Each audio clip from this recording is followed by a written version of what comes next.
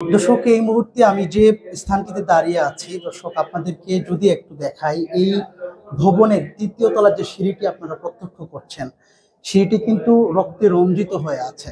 দর্শক, আপনারা জেনেছেন যে জগন্নাথ বিশ্ববিদ্যালয়ের পরিসংখ্যান বিভাগের শিক্ষার্থী এবং জগন্নাথ বিশ্ববিদ্যালয় শাখা ছাত্রদলের আহ্বায়ক সদস্য জুবায়েদ হাসান কিন্তু এই সিঁড়িতেই দীর্ঘ ৬ ঘন্টা রক্তাক্ত অবস্থায় পড়েছিলেন।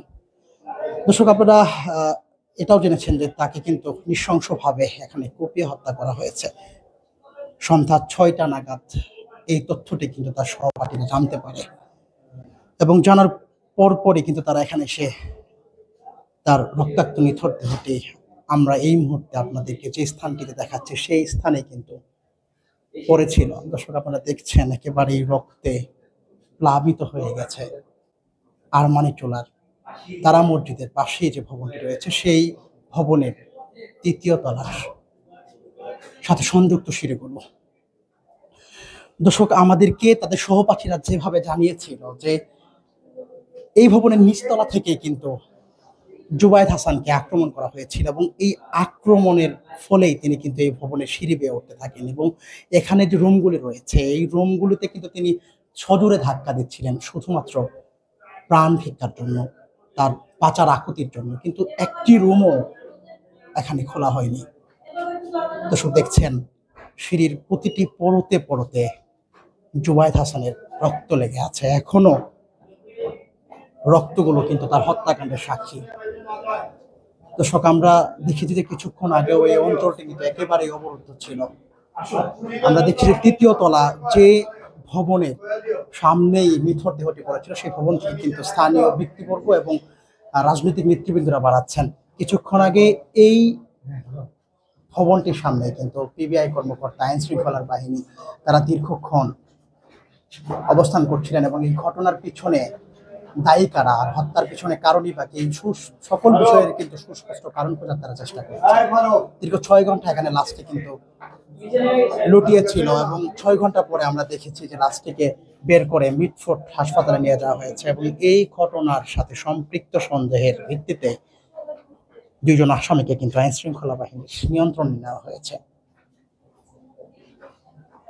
দর্শক, আপনাদেরকে আরেকটু জানিয়ে রাখি যে এই যে ভবনটি দেখছেন তৃতীয় তলায়, এর ঠিক ২ তলা উপরে ৫ম তলায় কিন্তু জুবি শিক্ষার্থী অর্থাৎ নিহত শিক্ষার্থী তিনি কিন্তু প্রত্যেক দিন টিউশনে আসতেন।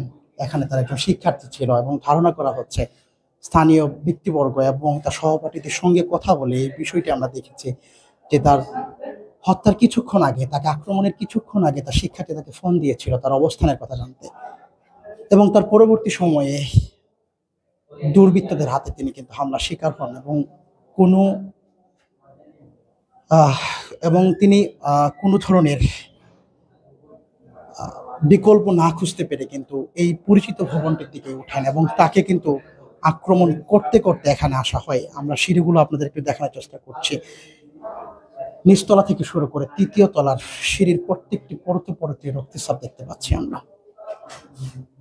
দর্শক, এই ঘটনায় ২ জনকে এখন পর্যন্ত আইন শৃঙ্খলা বাহিনীতে নেওয়া হয়েছে। বিশ্ববিদ্যালয় প্রশাসনের পক্ষ থেকে বলা হয়েছে এই ঘটনার সাথে সম্পৃক্ত সকলকে খুব দ্রুত সময়ে আইনের আওতায় নিয়ে আসা হবে। এই খবরে অবশ্য আশ্বস্ত হয়েছে জগন্নাথ বিশ্ববিদ্যালয়ের সাধারণ শিক্ষার্থীরা এবং নিহতের সহপাঠীরা। তারা উল্লাসে ফেটে পড়েছেন। তারা দীর্ঘ ৬ ঘন্টা ধরে কিন্তু জানাচ্ছিলেন যে তাদের যে সহপাঠী রয়েছে সেখানে তাকে যে হত্যা করা হলো এর পিছনে যারা দায়ী তাদেরকে কিন্তু তারা আইন শৃঙ্খলা বাহিনীর নিয়ন্ত্রণে দিতে চাচ্ছিলেন। তাদের এই প্রত্যাশা পূরণ হয়েছে। দর্শক, এতক্ষণ আমরা জগন্নাথ বিশ্ববিদ্যালয়ের শিক্ষার্থী ও ছাত্রদলের আহ্বায়ক সদস্যর হত্যাকাণ্ডের যে স্থানটি ছিল সেটি ঘুরিয়ে দেখানোর চেষ্টা করছি। দর্শক, দেখছিলেন দ্য স্টুডেন্ট জার্নাল, সঙ্গে আছে আমি আহমদ সুবাইর।